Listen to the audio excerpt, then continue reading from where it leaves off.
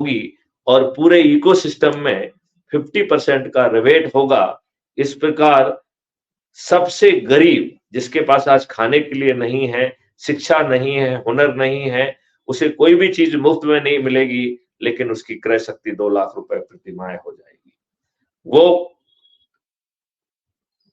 गरीब झुग्गी झोपड़ी में नहीं रहेगा। 2 लाख कमाने वाला व्यक्ति, चाहे वो भविष्य में ही क्यों ना कमाने वाला हो, वह डिजाइनर हाउस में रहेगा।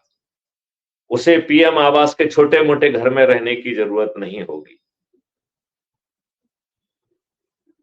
यहां एक और जहां हम चारों तरफ से जो केमिकल का विष परोसा जा रहा है, जिससे कैंसर की जो है ना पीड़ा और कैंसर जो है ना छा रहा है, वहीं समृद्धि भी आ जाएगी, निरोगी भी हो जाएंगे, दीर्घायु भी हो जाएंगे, खर्च भी, चुनाव व्यवस्था भी आ जाएगी और एक महान परिवर्तन हो जाएगा।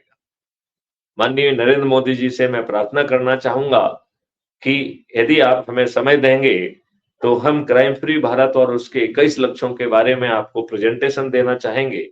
हम आपको बताना चाहेंगे कि शासन पे बिना वित्तीय भार आए ये सब चीजें जमीन पे होना संभव है।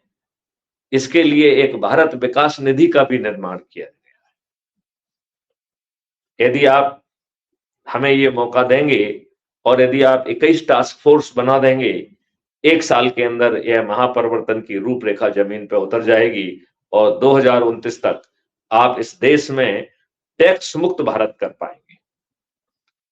यदि आज ही आप ये घोषणा करते हैं कि 2025 में सभी टैक्सेस 50% कर दिए जाएंगे सभी स्लैब में, और 2026 में फिर वो 25% रह जाएंगे, 2026 में 10%, 2025, 26, 27, 2027 में 10%, 2028 में 5% और 2029 में यह देश कर मुक्त हो जाएगा और भारत सरकार के पास 20 गुना ज्यादा पैसा होगा और भारत का जो खर्च है सरकार का वो आधा हो जाएगा। इस प्रकार बचे हुए पैसे से हम विश्व स्तरीय इंफ्रास्ट्रक्चर डेवलपमेंट कर सकेंगे, रिसर्च एंड डेवलपमेंट कर सकेंगे। भारत विश्व रिसर्च एंड डेवलपमेंट के आधार पर विश्व गुरु के रूप में स्थापित होगा।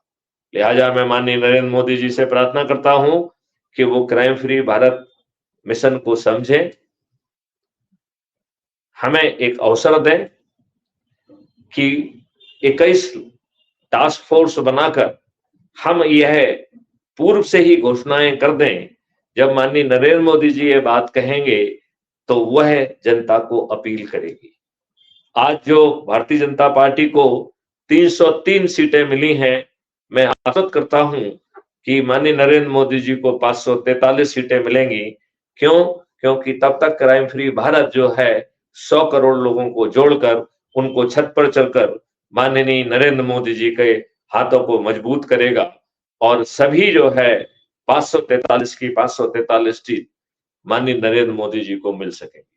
तो क्या मैं माननीय नरेंद्र मोदी जी से प्रार्थना करूं कि भारत की सभी समस्याएं खत्म हो जाएंगी, गुलामों के नियम कानून जो आपने थोड़ी सी राहत दी है उन्हें लॉजिकल एंड तक ले जाया जा सकेगा, प्रशासनिक व्यवस्था जो कि आज लाट साहब बनी हुई है और आपके नेताओं की चरण सेवक बनी है, वह पारदर्शी हो जाएगी, अकाउंटेबल हो जाएगी, संवेदनशील हो जाएगी।